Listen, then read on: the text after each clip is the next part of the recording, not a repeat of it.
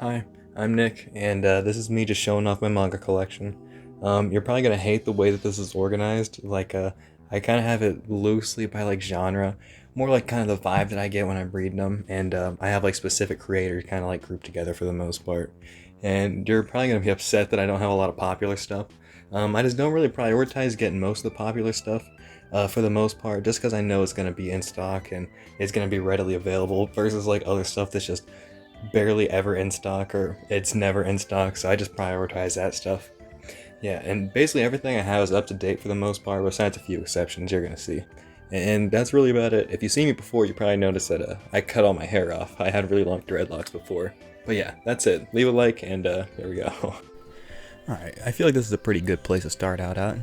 Basically where I started reading manga with just Junji Ito stuff. I got most of the Junji Ito stuff ever released. I'm missing, a lot of the new stuff. And I'm gonna need to make a lot more room if I want to get that stuff. But yeah, love Junji Ito. It's definitely a good place to start reading manga, like if you're new, just because it's a bunch of short stories for the most part that you can just pick up and put down. You can read the chapter titles and pick out whichever ones you want to check out. Then he does have like the longer stories too.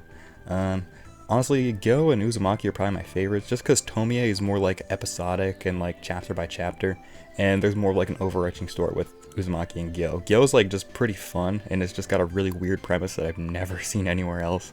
So yeah, it's definitely really cool. I feel like that one's kind of slept on. Like people read Tomie and Uzumaki, but never check out Gyo, which is just crazy to me, because Gyo is a lot of fun. Yeah, and then all these other ones, I got the collections, and Remina is also another, like a full story told in one. No Longer Human is probably my number one favorite, like, story told by Junji Ito. It's just super raw. It's like the adaptation of Osamu Dazai's story, Ningen Shikaku. Super cool. It's super brutal, and it's super dark, and it is just crazy. I love No Longer Human. Definitely need to read it. And then Ibitsu, I actually had 2 copies of this, because I had this, and then my mom got me a copy of it, not knowing I already had it, and I thought that was really nice. So I like it just because my mom, she went and she thought that this would be one that I liked. And then I got another, this is the adaptation of it, I'm pretty sure it was a novel, and then an anime, and then a manga. It's got like some fun little mystery elements to it, it's okay. Yeah. Then I got these 2 Inio Asano series here. I got Solanin and I got A Girl on the Shore. Solanin, I'm pretty sure has like a little epilogue book that's like 1 chapter long that I definitely really want to get. Yeah. And there's a bunch of Inio Asano stuff I want. There's Dead Dead Demons, DDDD Destruction, whatever the hell it's called. And also, of course, fucking Goodnight Poon Poon. And then I have the one Shuzo Ushimi release right here. I got Avant-Garde Yumiko.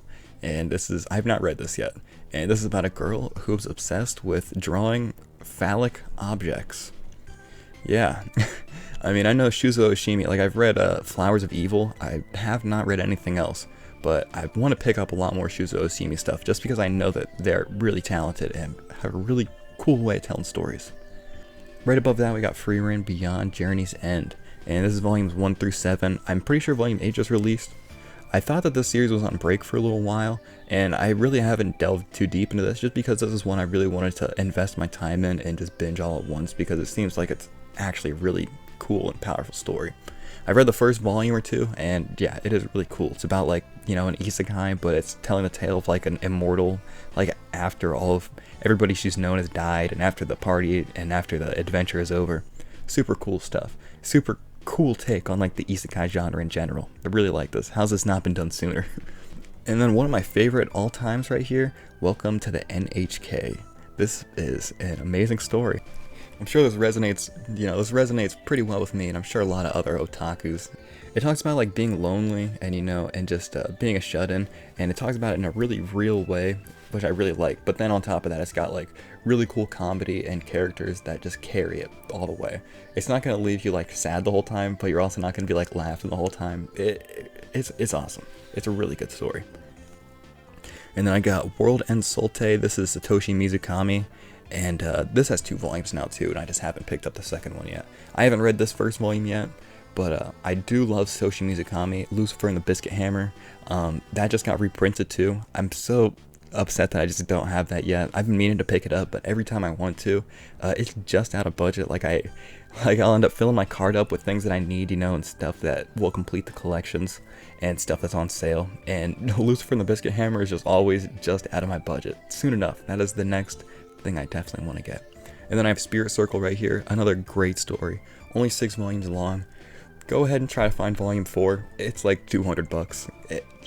It sucks. Maybe one day it'll be printed again. But yeah, Satoshi Mizukami is awesome. He's also got Sengoku Yuko. I think that has 1 or 2 volumes out now. And it's being published by Tokyo Pop, which is just, I don't know. They don't publish much anymore. And I hope that it's not like always out of stock, because who knows what Tokyo Pop's up to anymore. And then I got all of Elfen Lied right here. This is a monumental series for me. You know, just as a boy, this changed me into a man. It was really one of the first things I watched, you know, as I was like 12 years old, and I was really just discovering more anime besides like what's on TV. And yeah, it was awesome. Naked girls wearing masks and invisible hands like ripping people to shreds. When you're an edgy teenager, what more can you ask for? Literally, it's awesome. And it does have a pretty decent ending, you know. A lot of people probably don't like it, but I thought it was pretty good. A lot of the characters I think are really cool. And yeah, like the American guy, he just says, like, he just swears like every other word. He's awesome. Yeah, definitely check out Elfen Lied, honestly. Like, it's still worth it in this decade. I truly think so. Yep, and then next we got all of Higurashi. This is adapted from the visual novel or whatever. And it's also got an anime, and this is the manga adaptation of, you know, whatever. What I really like about this is that, like, every arc, it's got a different artist on it. So it kind of gives off a little weird, eerie kind of feel, especially if you know, like, what's happening in Higurashi. Like, it sets the tone even more for everything that's happening. It's so cool. Yeah, it's honestly a lot of fun. When it comes to, like, the anime, it's actually, like, top tier when it comes to horror and stuff. And the manga does just as good. I think it's a lot of fun.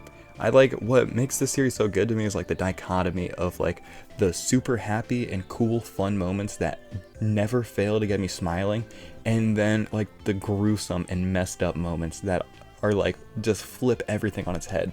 That's what makes this series so good, and all of the overarching themes and just the messages trying to get off at the end. Beautiful. Higurashi is absolutely awesome. And then above that, you can see I got the demon exposing arc. I don't know, I'm pretty sure this comes like after everything else, but yeah, it's cool. Just for the aesthetic purposes, it's up there above it. And also, I know that Higurashi, like the next little arc, like Higurashi Go, which had like the anime adaptation, I haven't seen that, I'm sorry. And now I just really hope that we can get Yumineko next. I don't know much about that, but if they don't end up printing these super expensive volumes, I'm just gonna have to play these visual novels, and I don't want to have to do that. But yeah, definitely want Yumineko, because, you know, just to finish the Higurashi line and the Ryuki Shio 7 line. He's got a couple other things I want to check out too. And then just get the 1 volume of Yokohama Kaidai Shikiko. This has 2 volumes now, and I want to put it right up on the next shelf once I can, because it goes hand in hand with the other one, really kind of the same exact vibes. But yeah, super fun series. It's just really relaxing, a lot like another one I'm about to show you in a second. I love the release for it, like the color pages and the aesthetic for it and everything. It is absolutely awesome. It just gives you it gives me like the nostalgic kind of feel. It really makes me feel like I'm reading it, like I'm in 1990 or 1980, you know? Like, that's just kind of what it feels like. And then I got all of the Haruhi Suzumiya series, and this is the only light novel series I own. But yeah, Haruhi's a lot of fun. It's got like just a really cool concept. You probably already know, you know, it's a freaking classic at this point. You know, just Haruhi Suzumiya, this girl, she's like the god of the world, but she doesn't really know it. Just anything she wants to happen in the world will happen. And it's just crazy, just the situations that come out of it, you know, how they blend the comedy and like the mystery, and it is just all lighthearted. It's great. It's great. It always keeps you second guessing yourself and wondering what the hell's happening here. I love every story in here. It's absolutely amazing, and I cannot wait for another volume. It's probably going to be like 5 years or something until I can read another one. I feel like there's enough material. They should just go and make a new season of the anime. I'm pretty sure that they don't have the same team that worked on the original Haruhi series, but I'd love to see what Kyoto could cook up, because they've still been popping off of like Kobayashi's Dragon Maid and stuff. I'd love another season of Haruhi, but that's probably the most far-fetched thing I've ever said in my life. And then these are the 2 like anthology series, Misfortune of Kyonen Koizumi, and then the Celebration of Haruhi Suzumiya. It's just a bunch of little short stories just told in the world, in the universe of Haruhi. I'm pretty sure in some of them there are like some renowned authors. I can't remember exactly. I know one of them, I'm pretty sure it's like the author for Yowamushi Pedal. And I think there were a couple other recognizable names, like there was one shojo artist who I'm pretty sure has a little story in here, but I can't remember. But yeah, a lot of fun. If you really like Haruhi, then pick up these anthologies. They're just fun, cute little stories to have. And then right here we got the manga adaptation of the Monogatari series. It's titled Bake Monogatari, but it is all of Monogatari. Yeah, this is an absolutely phenomenal adaptation of the Monogatari series. It's got Ogure Ito and Nisio Isin, like genuinely the dream team. Like this guy's art is absolutely amazing, and then you give that to Nisio Isin's freaking impeccable storytelling, and you get this right here. It's absolutely awesome, and I think for an adaptation of a light novel, this is genuinely great. I feel like this is way too underrated for what it is. A lot more people should be reading this. I would recommend this, like, to somebody new wanting to get into Monogatari, honestly. Like, just because it's a fun, kind of easy way to check it out. It's a little less dialogue heavy. Not much has changed, but it's still super fun. It is super fun for what it is. The things that are different are just feel so cool. It's so fresh reading this, even if you're super familiar with Monogatari. I really think I have a lot to say about this. Maybe I'll make a video about it in the future. But yeah, Monogatari series is awesome, especially the manga. And then I got Aria the Masterpiece right here. This is genuinely so much fun. The most relaxing series I've ever read in my life. It's set on like Neo Venezia, which is like Mars, but also like Italy. And it's just following this girl who's like, she rides gondola and like tours people around, and that's like her job, and that's what she came over here to do. It's super fun. It's got like, it really has a little bit of everything in it. It's got really cool world building. It builds up a little bit of mystery and stuff, and then on top of that, it's just super fun with like the characters and the slice of life elements. It truly is like peak relaxation. This creator has another little series I want to get, Manchu. I love that anime, and I really am loving her art style, her aesthetic, her everything, and I just want to get everything that I can from her. And then moving down right here, we got The Great Jahi. This anime came out like a year or two ago. Yeah, this manga has been releasing so slow. Gives me the same kind of vibes, the same kind of feeling as like Devil's a Part-Timer and things of that nature, you know. I got right next to Gabrielle Dropout because I feel like they kind of go hand in hand, you know, like devils and angels coming to Earth and just all the little quirkiness that ensues. Main girl's like an otaku. I feel like this has a lot more going for it just because it has a lot more the colorful characters and a lot more super funny moments. The anime for Gabrielle Dropout is great. It is so funny. I've never laughed out loud so much watching something. I can't wait for more volumes of this. I wish this had a little faster release schedule, but yeah, Gabrielle Dropout's great. Can't wait for more.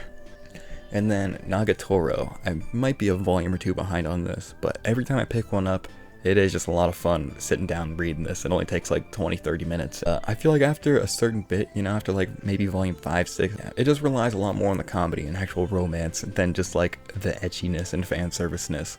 I do still like it a lot. It is a lot of fun. Nagatoro has not fallen off. I'll be reading this for years, hopefully. Then right above Aria, another one of my favorites is Defrag. This is a comedy series. It's super funny. I really like the character designs in this. Just for like simple comedy, I really feel like the character designs are just top notch. I love everything about this. You know, it's super like I think one thing I've said about this is that I never ever know when to take this seriously. Like I never know if something is like, if somebody's being like honest or if somebody's like setting up for a joke. It always just catches me off guard with this comedy, and it never fails to just make me laugh. It's a lot of fun. Reading the manga, it has a lot of words in it, you know, it's just super reliant on the dialogue for the comedy, but, you know, that's alright. It just makes me feel like I'm taking way too long to read these volumes is all, but it is so much fun, and some of the funniest shit that I've read. And then next up, we got Sleepy Princess and Demon Castle, another one of my favorites, you know. And yeah, we've moved now out of like the makes you think about it section to like this is more like a kind of just like chill comedy slice of life stuff. You know, you can kind of get that from here. But this is Sleepy Princess and the Demon Castle. This is a more like kind of like a fantasy kind of twist on it. It's got like a lot of funny like RPG like game kind of references and jokes, you know, like leveling up and like crafting and like looting and stuff. Like she'll kill sheets, like ghost sheets, so she can use them to like make blankets and stuff, and she'll take like it's okay. All the like running jokes are hilarious. It's got like the chapters are really short. They're like 10 pages long, so you could just like read one really fast and just get it over with. And it's got an anime too. I really feel like, yeah, if anything, you should check that out first. It's a lot of fun. They skip some of the little chapters in here, but it was just streamlined a little more. The animation is great. The songs in there are great. And even the voice acting, like the English voice acting, I think is really funny. Like the main hero, who's supposed to be like the guy to come save the princess, is like obviously and clearly such a joke. It is hilarious. And then moving right along, we got Grand Blue Dreaming. I've only read like 2 or 3 volumes of this. So the guy who wrote this is the same person who wrote Baka to Testi to Shonjaku. And it really shows. If you ever seen that, you know, I watched that back in my childhood. The facial expressions, I feel like, is the #1 thing that gets me. It's so funny. And then just seriously beautiful art all around. Like, it never fails. Like, every turn of the page is like a masterpiece.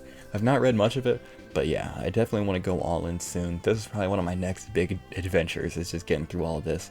I know it's still ongoing, and I know that I think maybe the artist is also doing Tempuru, or Temple, or whatever you want to call it. And I wonder if that's getting an English release. I'm not sure, but I'm excited to check that out if it's anything like Grand Blue, because I'm already in love with this. And then I got Arakawa Under the Bridge. This series is a lot of fun. I love the anime. You know, it's done by Shaft, so it's super artsy and creative. And in there, all the music is good and stuff. So I had to get the manga just to see how it ends, because the anime only had like 2 seasons, and it just kind of ends in some random place, I'm pretty sure. But yeah, it's a lot of fun. It is super silly. It is super stupid. Like, the mayor of their bridge town is this Kappa. And then this nun man lady right here has the same voice actor as Dio. So watching the anime, you really just kind of get you really know what they're going for here. Yeah. And then I got all of Hinamatsuri. Not too long ago, I got all like 1 through 10 of it when it was on sale. And then just recently, I picked up the rest of it. And I just read volume 1. It was a lot of fun. It didn't sell me right away, but there were like a few moments that actually made me laugh out loud. And I can't wait to keep going if it stays like this level of wholesomeness. Yeah, I wasn't sure what I was expecting going into this, but it is pretty cool. And I just want to see where it goes from here. I wonder if like the theme or anything kind of changes up and how it evolves. I can't wait. I've only read the 1 volume, so yeah. And then next up, we got Hayate the Combat Butler. I have volumes 1 through 20 and then 25. And I can't wait to get more of this series. I think the English release is up to like volume 40 something right now. Out of like 50 something, 50, like in the early 50s is where it ends for sure. And I have the hardest to find volumes, which is like 13 and 25. I think if you look anywhere online, like now or later, it's just going to cost way more than cover price. So I made sure that I got those at like a decent price, and I am just waiting till maybe they're on sale or something to pick up the rest of them. I really love this series. The anime is good. It's got multiple seasons. It's just simple comedy. But yeah, if you like the simple early 2000s like slice of life or comedy stuff, this is all of that, you know. The same creator also has Fly Me to the Moon, and I have not read or watched any of that, but that's definitely on my list after I get all of Hayate. Yeah, the release schedule for Hayate kind of sucks. Like, I feel like we get 1 or 2 volumes a year. That's why I haven't picked them up. Just looking at it, it sucks. and then on top of that, just half the volumes are always like out of stock. But I'm gonna end up making a play on them whenever I can pick up a big old bulk of them, because I'm like at the halfway point, and I have all the hard to find volumes, so it shouldn't be too difficult. And then next up, we got Komi. I had stopped reading this for a while. I'm at like volume 11, 12, and I just have not decided to pick back up yet. You know, it's a lot of fun, but the gimmick is kind of worn away on me. It was pretty fun. I have not, like, at this point, the only reason I would read it is just for the wholesome moments and like the comedy moments. But I would not, you know, I'm not sitting on the edge of my seat waiting for the Tadano and Komi's relationship to progress any further or anything like that. I've just lost all hope. But it is still fun, and I've heard that like some pretty interesting things are happening in like the later volumes. Yeah, everybody's reading Komi. Maybe give me a reason to pick back up on it. Tell me why I should get back on the Komi grind. And then last up on like the chill slice of life comedy little section is Azumanga. Yeah, legendary anime, and the manga is pretty good too. This is one of the only 4 komas I've ever read. It is just the 1 volume. I think it's like 3 or 4 volumes in one. the anime is definitely the superior experience, but maybe I'm just not a 4-coma guy yet. Maybe I just need a couple more. I think I got a couple more 4-comas that I have on the list that I want to check out, but I'm not sure. And then next up, we get to the best part in the collection, you know? All my cultured gentlemen rise up as we enter the ecchi zone. Yeah, basically everything here is just kind of simple, like fan servicey stuff, you know, like comedy, whatever you wanna. This one right here, Stray Little Devils, I'm not sure this would really quantify as the edgy, but it just fits here, so. This was one I kind of just bought on a whim because the volumes looked really nice and the art looked really nice, and I read it, and yeah, the art is just really nice. And then I got these Japanese volumes right here, all of To Love Ru. I had all of To Love Ru in English, but it was selling for a lot of money, so you know what I did? I got rid of it. I don't know, To Love Ru is one of my favorite series as a boy, you know, another series that just shaped me into a man. It's just a lot of fun, and I can go without having the English volumes. It'll just make me want to learn Japanese more, I guess, right? And, you know, just the Japanese volumes are a little cheaper to have. It's something I couldn't do without having in my collection, so I have it in Japanese. There are a couple more you'll see of Japanese series, but this is one that, you know, I had, and then I sold, and then got the Japanese versions. To Love Ru is awesome, but then you get to Darkness, then it ups the edginess to the absolute maximum, and just the way that the story goes at this point, I am not a fan. I don't like who won, I don't like the ending, and I'm gonna be salty until I die, and that's okay. Yeah, and then I have these volumes of Tenjo Tenge from 5 to 10. They do have these 2-in-1s released. I have a couple more volumes on the other side, but those ones are ones I plan to get rid of. They're just mismatched ones. And there's a 2-in-1 release of this, so I can get 1, 2, 3, 4, and then the rest of them after like 9, 10. Those ones are honestly, they're pretty out of stock. Maybe they're even out of print, but I love O Great. You know, I have it right next to the Monogatari because he also does the art on there. And I definitely want to get Air Gear, and that's probably another one I'm going to have to bust down and get in Japanese because it is super expensive. There's so many volumes that cost way too much money. But yeah, Oh Great, Tenjo Tenge. This isn't really ecchi zone, even though it kind of is. But yeah, it's just next to Oh Great is why it's there. And then moving right along, this is absolutely one of my favorites of all time, especially in like the ecchi category. Probably my favorite, Rosario and Vampire. Yeah, reading this manga was an absolute blast. Watching this anime when I was a boy was an absolute blast. And this is just a great overall series. I feel like, I don't want to get philosophical, but, you know, I feel like this really does have some pretty cool messages about, like, identity and stuff like that. You know, it's pretty stupid, like, pulling that out and saying that about a series like this, but honestly, yeah, I feel like Rosario Vampire is really cool, and just the kind of themes that it tackles, especially just that are more apparent toward the end, super cool, you know? I love Rosario Vampire. And Mocha is one of the best anime girls of all time. You can fight me. And then I got Meo Chiki. This is an adaptation of like a light novel or something. It's not the best. It's like 6 out of 10. But it's here. It fills space. Like it fits there perfectly. So how could I get rid of it? Honestly, I think these volumes do cost a little bit more, and I just found them for like 40, 50 bucks, and I was just like, you know what? Might as well get this. And I mean, they look cute. So. And then right here, you can mark another incomplete series with My Monster Secret. This one I would rank just below Rosario and Vampire, just because I literally grew up watching Rosario and Vampire. Like, it's got really, really good art. It really isn't as fan servicey as like some of the other stuff. I don't know. I'd recommend it a lot more, just because it doesn't have as much like fan servicey or like blatant like fan serviciness in it. I'm missing some of the harder to get volumes. Like volume 7 is like 40 bucks. And then I just have to get like the last ones, like 20 and 21, I think. Yeah, 21 I think might cost a little bit more, but I'm pretty sure 20 is alright. And I'm just waiting until I get like volume 7, and I can find that for a decent price. I look almost every single day, and I've not found it yet. And then Mysterious Girlfriend X. I don't even know how to describe this, dude. How do you describe Mysterious Girlfriend X? The art in here is insane. You know, it does a lot of like just a lot of the drawings are just really trippy and avant-garde. And then I think this creator has a couple other series that are also kind of in the same vein that I would love to check out. Yeah, and I just love the aesthetic, you know, of just like just all these characters, just the way they're drawn, and just the little situations they get in. It feels just really old school.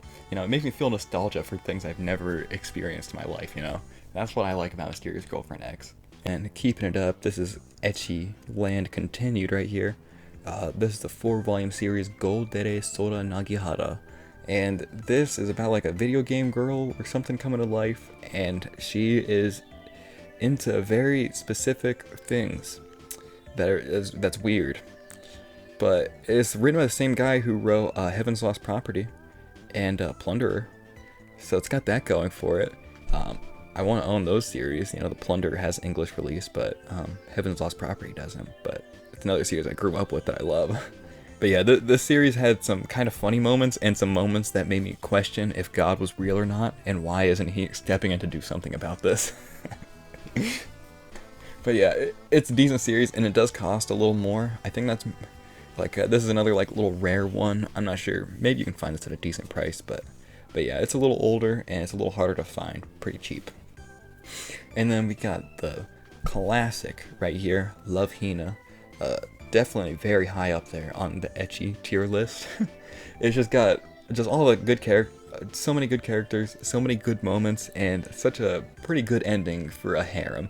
One that you can be happy about, unlike some that we will not mention. It's definitely my favorite Akamatsu Ken story that I've read yet. I've read a little bit of Negima, but I have not gotten deep into it yet, and that's the next thing that I would like to own from this guy.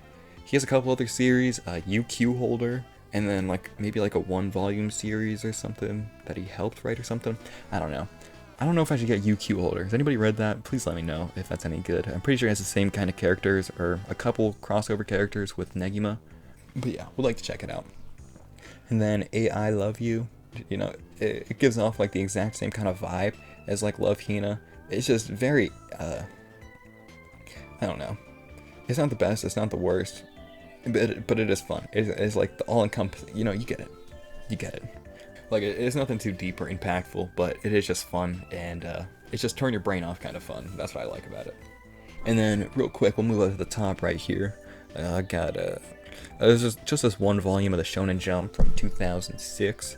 Just one of the standout chapters that are in this is like the Dory and Brogy Little Garden chapter, and it is just so nice seeing it in color and in such huge format. And especially with what's been going on recently and like current One Piece, it is super nice just looking at this and having it and looking at it, you know, like years and years and years later, and seeing like what's to come of like, you know, yeah. Next, moving on to the most important thing in all of the entire collection, and that is the official Pokemon handbook right here, you know. So this is the Pokédex, you know, just got all the 151 Pokemon. Not much more to say about it. This is the one from my childhood. I know I definitely had like all of them for like Gen 4, but no, this is not my original copy. I apologize. But yeah, like, who's your favorite Pokemon? Who knows? yeah. And then, moving right along, you know, this is really just another one of my favorites that's kind of just sitting right in the front for no real reason, I guess. And that's JoJo's. All the JoJo's. And the little Rohan side story right here. I'm pretty sure this just got a new volume too. They kind of need to slow down on this release schedule because I have not been picking them up. But yeah, all the JoJo's, it's just super nice seeing these sitting right there in the middle. They're not really, you know, they're not a part of ecchi land. They could be though, if you wanted to, you know. But yeah, they're really just here because it's like my favorite, and because it's one of my favorite series of all time. And I'm gonna have just enough room to fit part 5 right here. And then part 6, you know, you see Jolene just waiting. She's waiting for her time.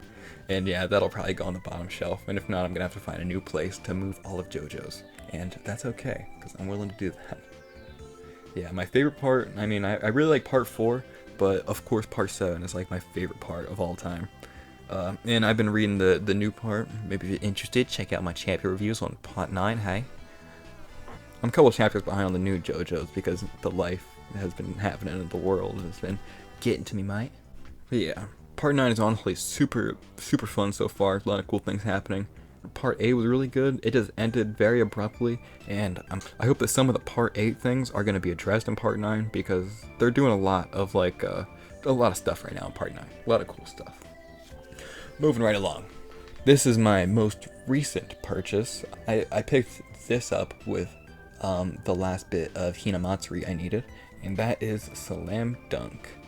I did say a while ago I read a good bit of Slam Dunk up to like volume 11 or 12 or something, and then I just kind of fell off of it.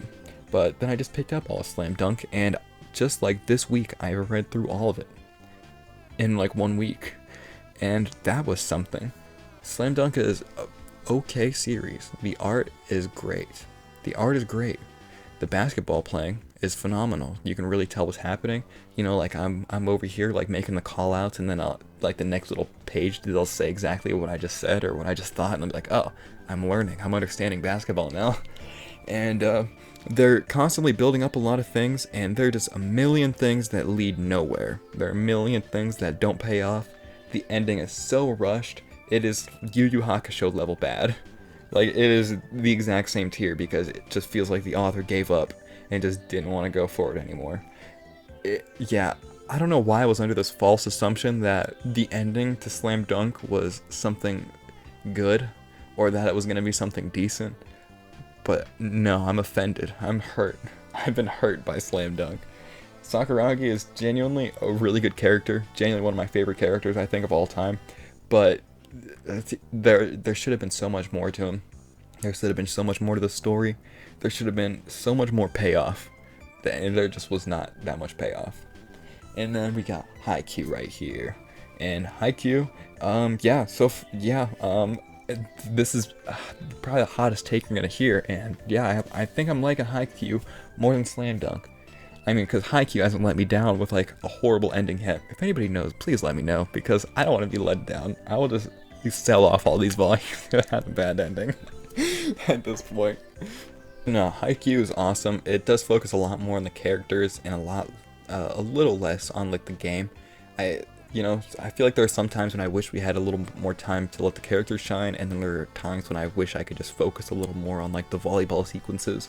But it is cool, and where I'm at right now, I really like the direction it's going, and soon enough I'm gonna end up busting down and just reading through the rest of it. And then, depending on how that goes, maybe I'll go on to some more sports series, or I'll just cut it off right there and not go any further, because Slam Dunk hurt me. Yeah, and then obviously this is like the sports section right here, because it's Haikyuu and Slam Dunk next to each other, if you couldn't tell. Yep, and up top we got the Rosario Vampire and Death Note box sets. They just look aesthetic up there and have no real other place for them. And then we got all of Shaman King. I think it's got the 2 more volumes, and I'm behind, and they're probably going to fit perfectly up here. I'm still contemplating on whether to get flowers or not. I don't know how I'm going to like that, but yeah. Shaman King's a lot of fun. It's just simple OG early 2000s shonen. I grew up watching this, so I'm very happy to own this. It looks very nice sitting there at the top of the shelf. And then holding it all together is this Coke can that I've had since I was in like 8th grade that I got from my best friend in the whole world, Evan. I still remember the day that I got that, and I guess that's why it's still there. Shout out to Evan. He's the best. And then moving right along is Rave Master. This is another incomplete series. I'm sorry. I apologize. But these volumes cost way too much money, especially the final 3 in 1. I've picked up a lot more of this I picked up a bit more than the last time I showed. And yeah, I can't wait to finally complete this. This is the most expensive probably thing that I'm going after, and I'm slowly filling out. Yeah, like people will buy all of Rave Master for like $1,500, and yeah, I mean, I'm only missing like less than 10 volumes or something. Very exciting. This is probably a hot take saying that this is my favorite Mashima story, but it's probably my favorite Hiro Mashima story. He just really knows how to tell a compelling story that's just fun and simple, but just has a lot of hype moments in it. Continuity be gone, retcon city when you're talking, like it's literally retcon city when you're reading something Hiro Mashima wrote. Like every other chapter he's gonna be like walking back something, because just in the moment it makes for like a better payoff, and that's absolutely fine, because like in the moment it is super fun. And that's like my biggest thing about Fairy Tail, it is very, very like not it retcons a lot of shit. It retcons a lot of stuff, and like literally just continuity be gone, dude. Just characters are just constantly being rewritten for the most part. But it does make for cool in the moment like hype moments. and that's what I like about it. Because even though it's like simple and not to just like looking like really angry and just saying, you know, I'm fighting for my friends, it just makes for super cool moments because you can feel all the emotion going into it. I think it's cool, you know, people say the power of friendship sucks, but I could give you a million reasons why I think Fairy Tail genuinely deserves to be like one of the most popular series of all time, because it just has so much going for it. Yeah, it is a lot of fun, and, you know, it's probably a hot take, you know, it's probably controversial, but yeah, Fairy Tail is genuinely something very deserving of all of its praise, seriously. You know, like, there are flaws about it, but if you just enjoy fun, then you will enjoy Fairy Tail, period. Okay. And then we got Fairy Tail's 100-Year Quest, and this is volumes 1 through 11. Is this one gonna end soon? I know Eden Zero is gonna end soon, but if Fairy Tail 100 Years Quest ends soon, that'd be something. Yeah, I really don't know where this is gonna go from here. I want to just read online to catch up and really just get an idea of where everything's at here. You know, there's not too much to be mad about. I just wish it had more like a Hiro Mashima feeling moments. Like, you can just tell it's obviously not him, you know, putting the pen to paper and just making it happen. But it does have a lot of the same little kind of quirks, but it's clearly and obviously different. But it's still fun just getting to see my favorite characters just having fun and doing things, and still learning like new techniques and getting stronger and stuff. Yeah, and also all the new characters introduced, like all like the dragon eaters and like the white mage and all that. Peak. It's good. Not really, but it's good. It's good stuff. And then we got Eden Zero, volumes 1 through 20, and this is another one I'm probably a couple volumes behind on at this point. But Eden Zero, I've said it before on here that Eden Zero is one of my favorites. And yeah, right now it's definitely like tied with Remastered, my favorite Mashima story. This has a lot going for it, honestly. I really feel like I have so much I could say about Eden Zero. It is way too underrated. Like, I think a lot of people think that just Fairy Tail cloned, you know, like a lot of things are different and expanded upon. That's what I feel like Hiramashima is doing. Like, he has a lot of the same kind of core concepts, and yeah, the characters might be kind of similar too, but I like to think that he's like taking his concepts that he had with his previous series and like building off of that and like making it kind of just stronger and better. Kind of reminds me of like a JoJo's between like part to part, you know, how they kind of share similarities, but then they're also like an evolved version and a kind of better version of like the last part. That's really what I feel like when I'm reading anything from Hiro Mashima. Like, I feel like it is just he's kind of taking the same ideas and the same characters and putting them somewhere else and just fleshing it out as much as he can, you know? That's what I like about Hiro Mashima. And Eden Zero is just going in some directions that I never really expected before, and it is going to end soon, and I pray to God that this is going to have a competent ending, because Eden Zero has been such a wild ride, and it has a lot of different things being built up right now, and I have no idea how this could end. Like there are things that I want to see happen, and there are certain things that I hope end up going down before the end, but at the end of the day, who knows what's going to happen, you know? It's in anybody's hands. It's up in the air still. But yeah, love Eden Zero. Seriously, more people need to check this out, because it is not just a clone or ripoff. It is good. It is Hiro Mashima building on his storytelling abilities and just honing it even more. And then soon enough, he is releasing his manga Dead Rocks. I don't know if it has a chapter out yet, but as soon as I heard news about that, I've been super hype and just super ready for some more Mashima. He's been working himself to the bone. This guy's got a YouTube channel. He's freaking still helping on 100-Year Quest, and he's currently doing Eden Zero, and he's been doing like game design work and stuff. Man, he's a man of many hats. This is why I respect Hiro Mashima. If you don't like him, you better at least respect Hiro Mashima, because he's a go-getter. He's out here. And then before we go down any further, I figure I just cut over and show you some more Hiro Mashima stuff. This is the rest of like his released work in English, like Hiro Mashima's Playground. This has a lot of little one-shots in it, like stuff that's never been fully serialized, but still fun little stories. Pretty weird. Probably not what you'd expect for some Hiro Mashima stuff, for the most part. And then there's some fun like little there's like a little pick your own adventure for like Plu's adventure. It's pretty fun. Like it's Plu and Griff, and you're walking through the Candy Kingdom. Like you should buy this just so you can play the little Plu's adventure thing. It's worth it. Then Fairy Tail S right here, the 2 volumes. This has some of my favorite fairy tale material in it just because it's fun. It is peak fairy tale right here. It's just all the fun little moments, and just this is the reason why we like fairy tale right here. The chapters in here, and it is just peak.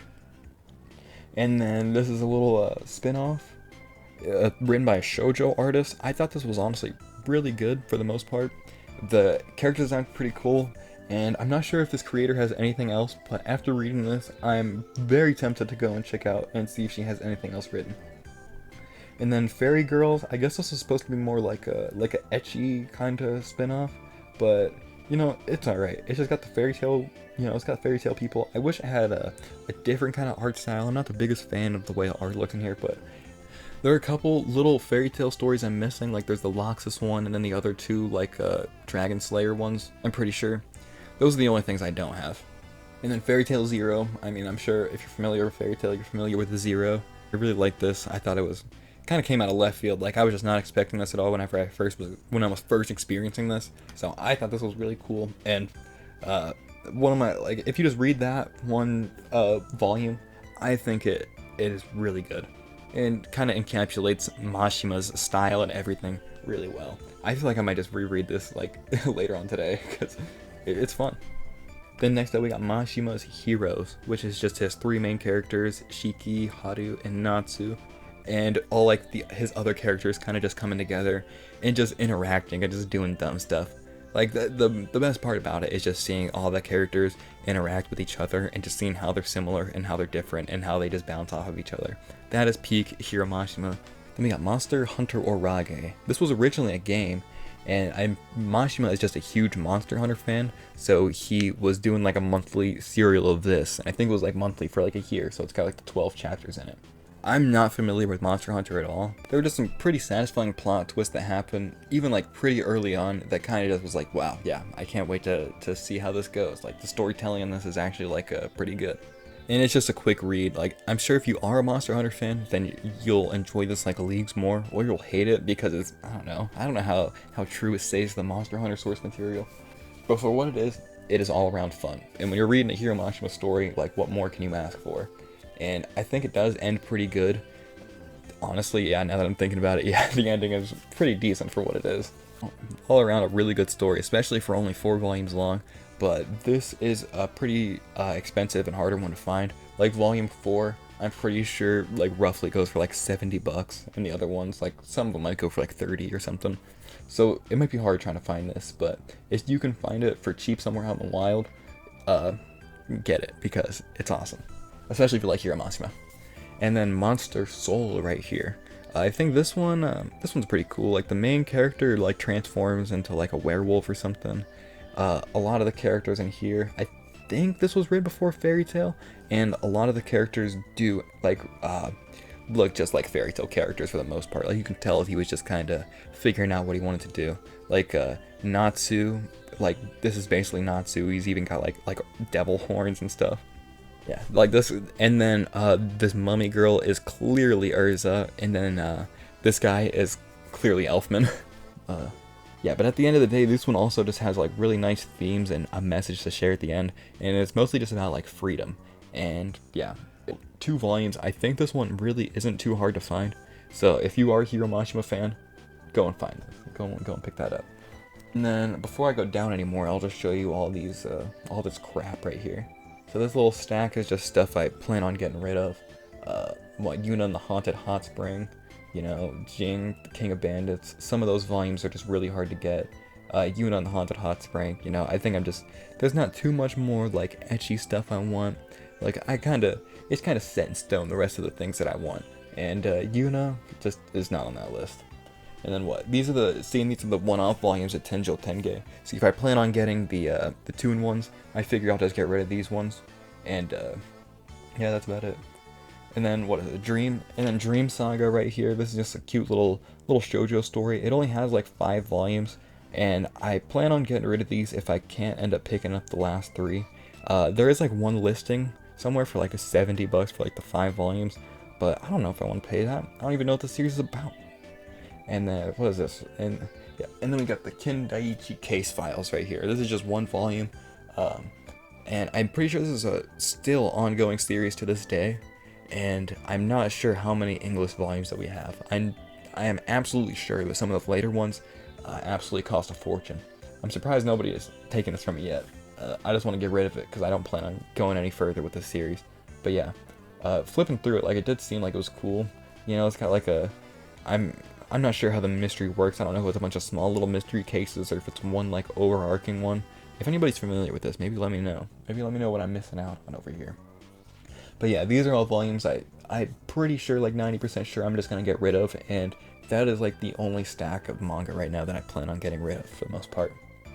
And then moving over, we got Sailor Moon, volumes 1 through 12, and this is the only real shoujo I have. You know, this is, you know, you can see here, this is like kind of just like the shoujo-y stuff. Sailor Moon, this is a little full color release, Sazan and Comic Girl. It's, I mean, it's pretty cool. I was not expecting like a full color release, and the colors in it are really nice. And, you know, it's set in space and stuff, so the atmosphere is, it's really cool. Just a little romance, kind of cute little thing. Then we got Koroto Nichi. This is a short, fun little series. It's written by the same person who wrote Kanagi, Crazy Shrine Maidens, and I was hoping to get that in English, but you know, it's impossible. And I really like that art style. Just kind of simple, but just kind of wholesome and cute at the same time. Yeah, this was a cute little story. Rainbow and black. And then this right here, Olympos. I'm not sure what this is really, but it's just like some shoujo-y stuff. I have not read this, but I've thumbed through it, and it has some really beautiful art in there. Like, just some breathtaking art. And I got it right here in this little shoujo section. There's a few more shoujo things I want. Most of the stuff I want to get is like old and out of print or chronically out of stock. So it's just super hard trying to find some of the shoujo stuff I want. Like early 2000s kind of aesthetic stuff. But I don't know. If you're watching this and you know any shoujo stuff that you think would be cool, let me know. And then we'll get this out of the way right here. This is all like my incomplete stuff. Basically all of it, besides like the few little things you see scattered throughout. So yeah, Vagabond, you know, and once I got this filled out, I can't wait to read this, because Takehiko Inoue has let me down with Slam Dunk, but hopefully Vagabond doesn't. You know, he doesn't write Vagabond because it's an adaptation of like the old story, but hopefully it just doesn't let me down. And I've seen some of the art in here, and it is absolutely breathtaking. So yeah, I just got this random volume 7 because, you know, I just seen this one at the store, and they're just always out of stock. So I mean, I see it, I take it, and that's it. And then another random one, I got volume 17 of Inuyasha. I got this because I think it just came back into stock, just this volume, and just because I seen it sell for like $100 for this one volume, because that's how much people are willing to pay when something is out of stock for a couple months. But yeah, I picked this up, and then, you know, for two reasons, because, you know, I just saw it come back in stock, and then I was like, if I get one way later in the series, I think it only has 18, and that's the final volume. But yeah, I figured I'd get this, and then it'll just make me want to commit to getting the rest of the series. So. But as you can see, I still have not gotten any more of Inuyasha. And then just some more Rumiko Takahashi stuff. Urusei Yatsura Volume 1, Meisione Koku Volume 1, and Mermaid Saga Volume 1. Mermaid Saga has 2 volumes, Meisione Koku has 10, Urusei Yatsura has like 17 of these 2-in-1s. And Urusei Yatsura is the #1 like series that I want to end up picking up from Rumiko. And then it'll probably be Inuyasha. I wish that the page quality was just a little better, like just the books just feel pretty cheap compared to the other ones. Especially just holding the Viz Bigs in your hand, and then you hold one of these signature ones with like the crappy paper quality. Yeah, and I'm ashamed to say that I've been falling behind on the release of the Fist of the North Star. I wonder how many volumes that's gonna have. I feel like that's gonna be in the teens or something too. But yeah, that's still ongoing. How many are they at now? Maybe they're at like 7 or 8. But yeah, I'm still at like volume 2. But yeah, the only reason I don't really pick up these hardcovers that often is just because they're a little more expensive, and I just try to wait till they're on sale. For the most part, I do just try to wait till, you know, like the publisher is on sale, and then I'll get everything I want / need from them. And it's just harder to do that with the deluxe editions and the hardcovers and stuff, because it feels like I'd rather just get these a million paperbacks than like a couple hardcovers, you know what I mean? And then I just have Berserk Volume 10. I think I got this just a little cheaper at like a used bookstore or something, just so I can start my collection. I did own the first 2 paperbacks of Berserk. Yeah, but I wanted to go all in on these big boys right here because they're awesome, huge pages, and you can really just get a feel for this art. I'm probably going to read it from the beginning again because it's been so long since I read Berserk, and I really cannot wait. I should have bought Volume 1. Next time Berserk is on sale, I feel like that's definitely going to be my next pickup. And then the rest of the little incomplete stuff right here that I don't have too much of is Volume 1 of Yotsubato. Yeah, written by the same person as Azumanga Daioh, so once I get more of Yotsubato, then I'll put those next to each other. I've not read any of this, but I am very excited to. I know it's still ongoing, and it's been ongoing for a very long time. And it just looks like cute, wholesome fun. If it's anything like Azumanga Daioh, then I'm gonna love it. And then we got Pandora Hearts, just a couple random scattered volumes. I'm not sure why I got these random scattered volumes, but they just recently reprinted this the same time they did like Higurashi and a couple other like notable titles. Like also, like Seven Seasons has been reprinting like random stuff out of the blue. So keep your eyes out if you're looking for that stuff, because Pandora Hearts was like another series that costed like $1,500 to own. And then I got Haruhi Suzumiya-chan. I feel like this one's not too hard to get, and it's got like 12 volumes or something. And I feel like I'll end up picking this one up. But then all the way at the bottom there, you see Haruhi Suzumiya. That one is very out of print and very hard to find. Some of these later volumes are super expensive. And this is just the manga adaptation of a light novel. I mean, like, you'd think like, why own it when you have all the light novel and you can go watch the anime whenever? But I mean, I just like to have it. There are certain chapters I'm thinking of that like I really just want to experience these in the manga form. I just want to see them, you know, some stories that the anime didn't tell, and I just want to have a place to visualize them, you know. Then I got School Live volumes 1, 4, 5. This is a fun little series. The anime is really good. I'm pretty sure they're both different, the anime and the manga. I'm not sure. I feel like this isn't even where it came from. I feel like this might have started off as a game or something, but what do I know?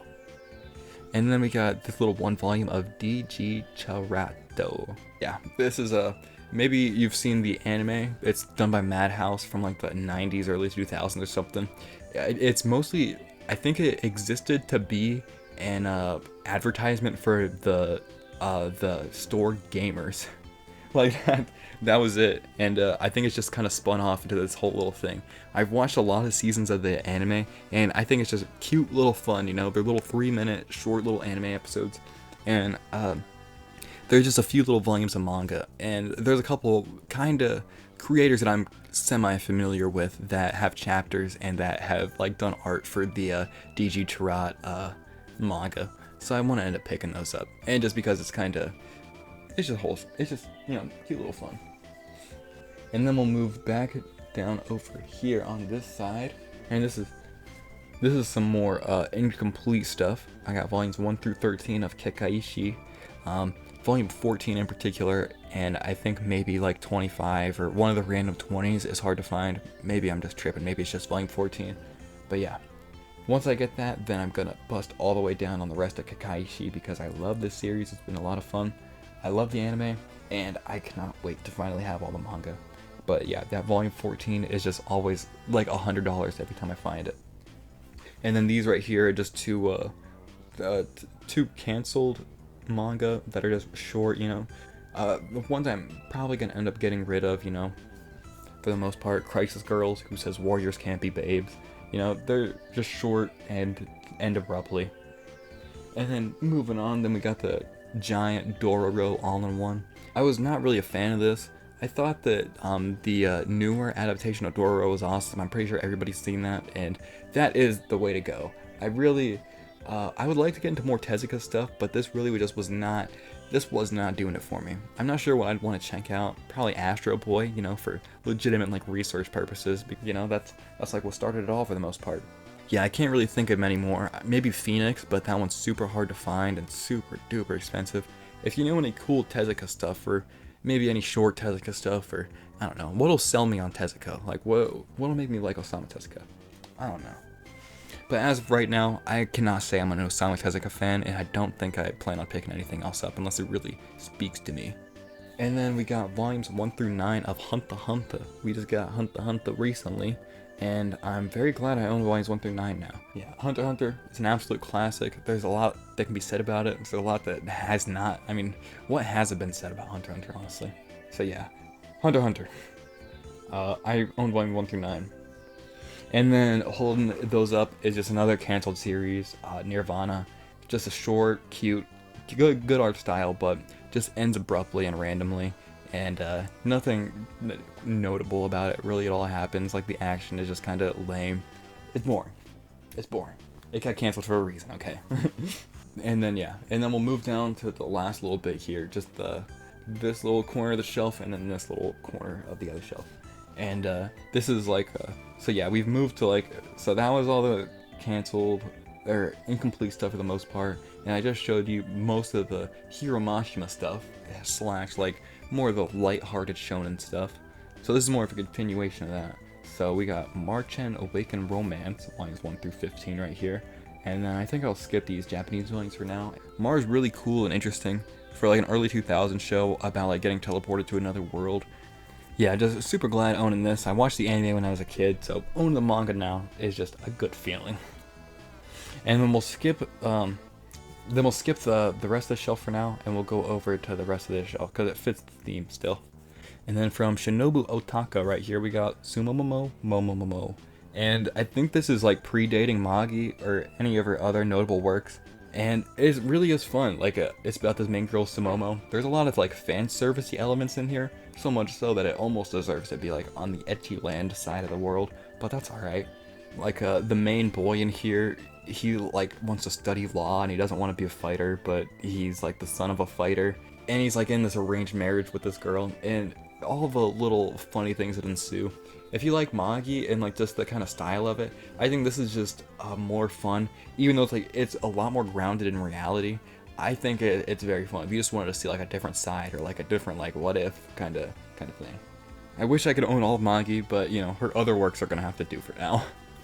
And then we got Orient. Maybe you've read this. You know this has been ongoing for a couple years now. It's something. You know.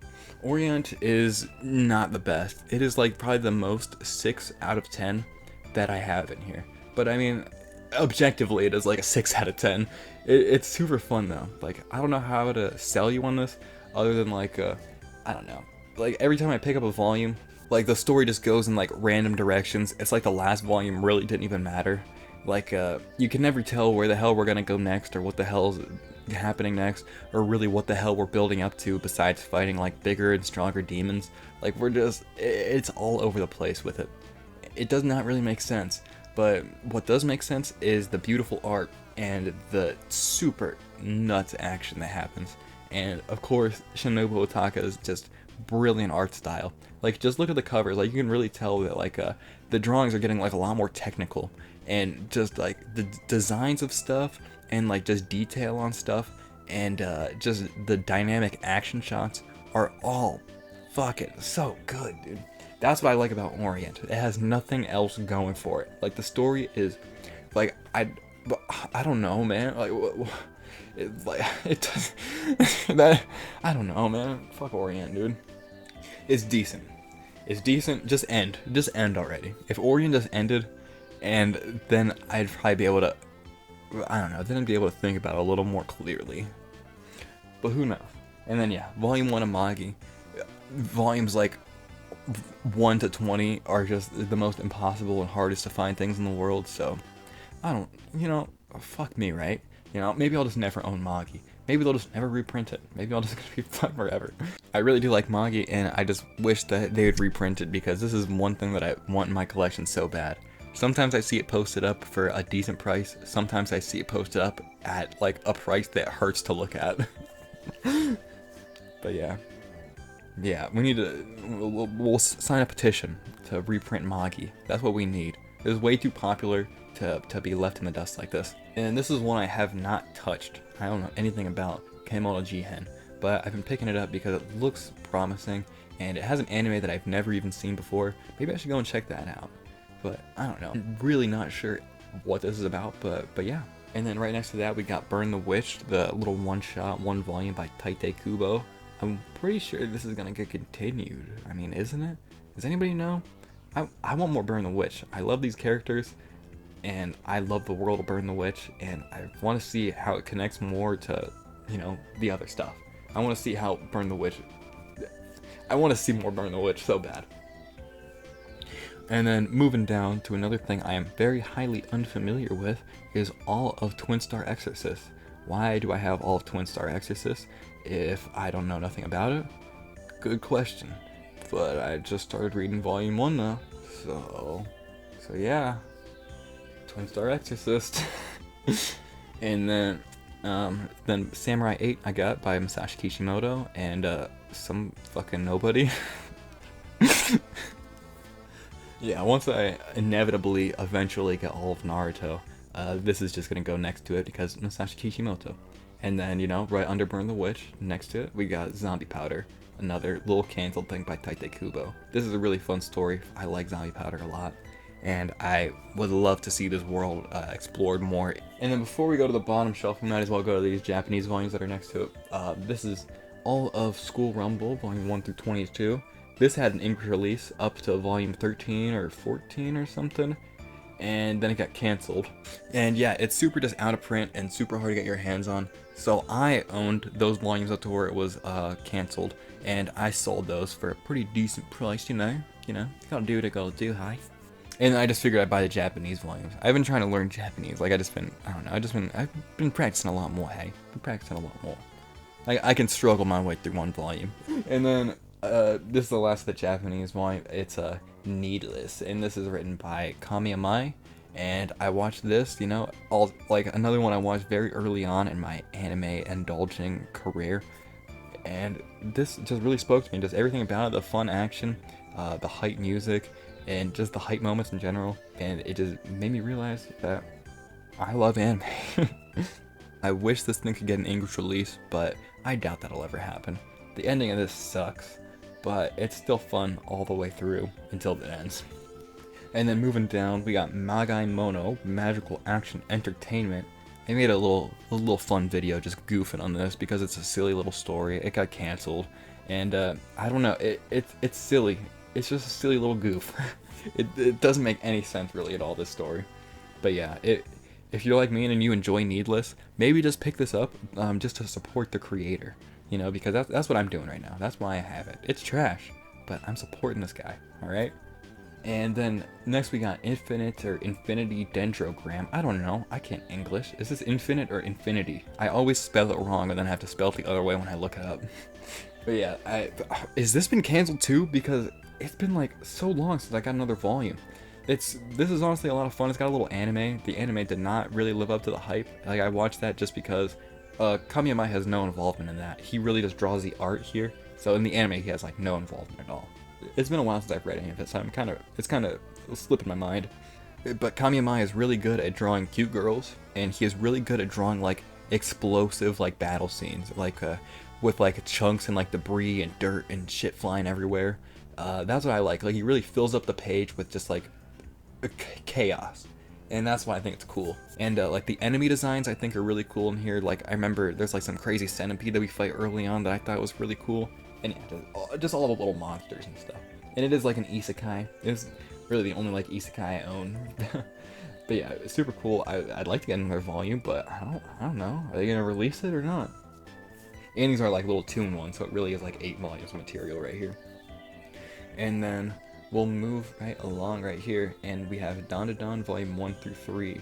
And now you can see we're moving into this is all like Chainsaw Man stuff for the most part. These are just 2 editors that worked on these stories. I've not read any of Dawn to Dawn yet, besides like the first volume. I've read the first volume of Dawn to Dawn, and I've not really touched it since then. I think it's got like 100 chapters or something, so I might end up just reading it online and catching up to it. And then Hell's Paradise. I'm sure everybody at this point should be familiar with this now because of the anime they just released. It's an awesome anime. I'm sure, I'm sure everybody's aware of what Hell's Paradise is now, which makes me very happy. What it really sold me on in the beginning is the mystery and stuff. I thought the action is really cool too. Like, it's really quick and super fast paced, much like Fire Punch and Chainsaw Man, or much like Chainsaw Man and stuff. Like the quick, like snappy, just like you turn the page and something crazy is happening. You turn the page and another even more crazy thing is happening. That's what sold me on it at first, and then it keeps introducing new characters later on in the story. Like, I don't know, like say like every new volume like introduces a new character, and I remember like my first read through, I'm like, wow, another new character. I'm not gonna like them. And then I'd read the volume and I'd be obsessed with that fucking character and they'd be my favorite. And yeah, needless to say, every one of these characters were my favorite at some point. Every one of them are so awesome. And then the ending is super cool, super satisfying. Toward the, like, once it gets to, like, the latter half, you have no idea what to even believe and take as truth anymore. This series is genuinely amazing. Like, it blends so much different stuff, and then it ends in a very satisfying way. I don't think I'm gonna end up picking up Ayashimon by the same creator, and maybe he's got something else. Is he doing another thing? But I don't know. I'm done picking up these canceled series. I don't want to pick up anymore, really. So yeah, Ayashimon, I'm sorry, I don't want you.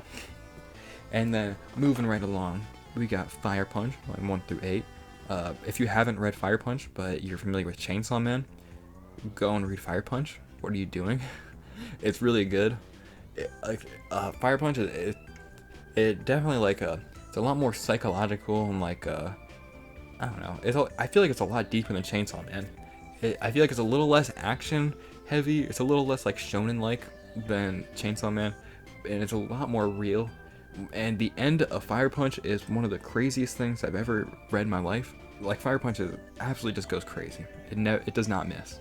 Like all the little twists and turns and all the little like bombs of like truth and it's way too real. Like it's way too real, and it is fucking amazing for that. And then more Tatsuki Fujimoto stuff. We got the one-shot Look Back, which is a lot of fun. You know, the two little manga creators in school, and everything that happens with that. It's a pretty fun story, but it's definitely not as good as Goodbye Eri. Maybe if I give it some more time, I'll appreciate Look Back a little more, because I remember reading Goodbye Eri, and I thought it was okay. I thought it was really good, but then the ending, I was like, wow, this is kind of just because, right? Like, this ending just kind of happened like this because I thought that, you know, I don't know, just for the story's sake, but I don't know. Now that I've let it grow on me, and I've reread it again, and just experiencing more things in my personal life, I think Goodbye Eri is a really, really, really good story, and I like it a lot, and the ending really speaks to me. Yeah, like, I don't know, that's the thing about art, you know, it can be subjective, you know, people can view it however they want, and that's really what I like about Goodbye Eri. Just the ending, but yeah, it took me a while, but then I realized what I liked about it. And now, before we move any further, you're probably wondering, what is all this? What is this holding all your books up, huh? What is this sitting behind these books so perfectly that you can just barely even see, and they're perfectly propping all your books up to where you can pull them out at any given time? And yes, I'll admit I am addicted to buying manga. Okay. And I also have another addiction, okay? And this other addiction it comes in the form of Nesquik. I'm addicted to Nesquik. I drink way too much chocolate milk and strawberry milk. I need help. Send me to rehab. Send me to Nesquik Anonymous. Because, like, under every single one of these, almost every single one is like a bottle, like a giant thing of Nesquik. I need help. This is, like, look at how much I've consumed. This is me. Like, I ain't sharing this. Look at how much I've consumed. I got like 18 of these in here. But yeah, I figured somebody would want to know. And there you go. Now you know.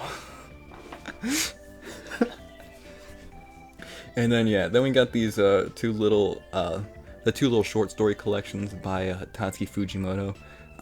They're all okay. There are a couple little standout stories in there, but they all, like, if you're not familiar with anything Tatsuki Fujimoto's ever written, I feel like this is a good kind of like starting point, just because you can kind of get a good feel of like the way this guy tells stories and like his own little pizzazz and like twist that he puts on everything.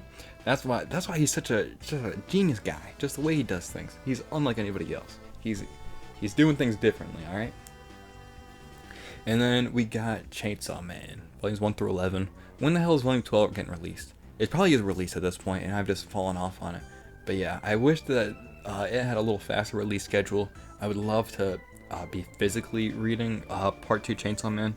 I've fallen off a bit of reading it weekly, but I don't know. Is anybody still reading it? Is anything like super crazy happened? Don't spoil me, but let me know if I should pick back up on it, you know? And then we got this little Fooly Cooly omnibus right here. Love Fooly Cooly, love everything Studio Trigger has ever done. And this is a pretty decent adaptation and little take on the story. I mean, I don't know. It's just fun, you know? Things play out differently, it ends a little different. Like, I feel like if you really enjoy Fooly Cooly, you might honestly really like this. The art style is really weird and sketchy, this person wrote or drew another story called like Kyuko-chan. I know that also has an English release, but I don't know nothing about it. But I would like to check it out to see just what they're capable of doing with this art style, you know, because it is just really different and just something you don't see all the time, you know. And then we got All You Need Is Kill right here. There's a American Hollywood movie that's like based off of this, and this is based off of like the light novel. But I've not seen it either. I'm just familiar with this because fucking Takeshi Obata is in here. But yeah, everybody knows Death Note. Death Note's a literal classic at this point, and there's not too much more Takeshi Obata stuff I want. I know he has Bakuman, also Hikaru no Go, and then a short one. I'm not sure if it's canceled or not, but Raw Grad. I'm not sure if I want to pick any of those up, but if I get any more Obata stuff, those are gonna be what it is. And then yeah, and then the final one is right here. It's all of Jujutsu Kaisen. Maybe I'm a volume behind on this. I've read all of up until the Shibuya arc, and then I've kind of put it down since then. And I am just super excited to see where the anime goes from here. I'm pretty sure the anime is on break for like a month currently. Yeah, Jujutsu Kaisen has been one of my favorites like since it's been coming out. It's got so much going on for it. Like the power system is nuts. All of these characters are cool, and just the stakes and the way that things are building themselves up is absolutely nuts. Like Gojo, the strongest man in the world, and he has to come and save the day, and that's just the way everything plays out. But it's like, it's not like hiding that fact or anything.